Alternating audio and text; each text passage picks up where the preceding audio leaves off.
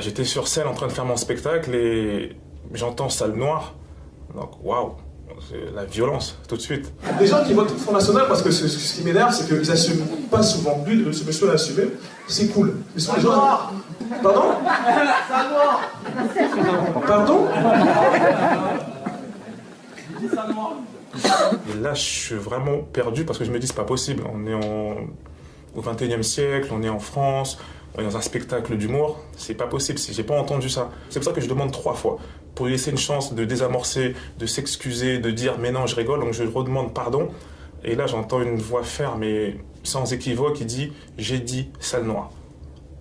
Donc là, en moi, ça boue. J'ai des idées de violence, j'ai envie de descendre sur scène et que ça finisse aux mains. Mais j'ai un sursaut de, je sais pas, de lucidité ou de sensibilité, de fragilité qui, je me dis, wow, non, c'est pas la bonne solution. J'ai pas à répondre à la violence par la violence. Moi, dans mon spectacle, je prône la tolérance, je prône le vivre ensemble, je prône l'amour. Donc, en tant qu'artiste, mais aussi en tant qu'homme, je ne pouvais aller que dans cette direction-là. Donc, je prends le parti de mettre cette personne face à sa propre bêtise. Mais tu aurais dû fermer ta gueule, en fait, parce que t'as mis ce qu'on appelle un malaise, qui n'a rien dans le spectacle, à part de la gêne pour toi, où tout le monde est gêné pour toi, et tu te dis, j'aurais dû me taire, en fait. Les gens ont ri, peut-être pensant que c'était un complice, tellement c'était gros. C'est inimaginable qu'aujourd'hui, quelqu'un puisse se lever et dire « salle noire » dans l'impunité totale devant tout le monde. Quand j'ai vu la vidéo, quand j'ai vu tous les messages de soutien que j'ai reçus, quand j'ai vu les histoires que les gens m'ont racontées, ils m'ont tous dit, t'es quelqu'un de médiatisé, tu ne peux pas laisser passer ça. Ce serait envoyer un mauvais signe pour les personnes qui vivent ça au quotidien. Donc oui, je ne peux pas laisser passer ça et je vais porter plainte. Quand je vois les politiques toute l'année qui parfois divisent, qui parfois cherchent à souffler sur des braises, je me dis là, quand il se passe quelque chose comme ça, j'ai envie aussi d'avoir le soutien des politiques. Il y a beaucoup de racisme en France.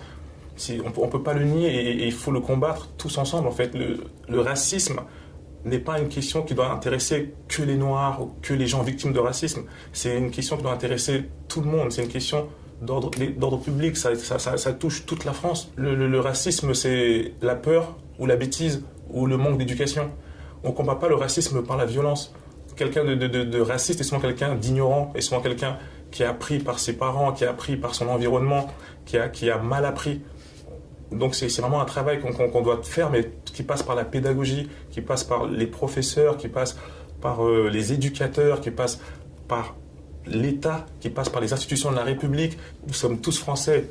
Souvent j'entends des « rentre chez toi ». Chez moi, c'est la France. Je ne rentrerai nulle part, je suis en France. C'est un pays multiculturel, c'est notre force. C'est pas une tare d'être différent. Le vivre ensemble, c'est chacun vient avec sa différence. Le vivre ensemble, c'est de ne pas faire semblant de « je ne vois plus les couleurs, pour moi il n'y a plus de noir, il n'y a plus de blanc, il n'y a plus de gros, il n'y a plus si, il y a des gros, il y a des mecs, il y a des roux, il y a des blancs, il y a des noirs, il y a des femmes, il y a des hommes ». Pour moi, le vivre ensemble, c'est d'accepter toute cette différence et de vivre avec ça. Il y a beaucoup plus de Français qui veulent vivre en harmonie avec tout le monde que des racistes. Donc vous ne gagnerez jamais. On ne partira pas, la différence gagnera, la mixité gagnera.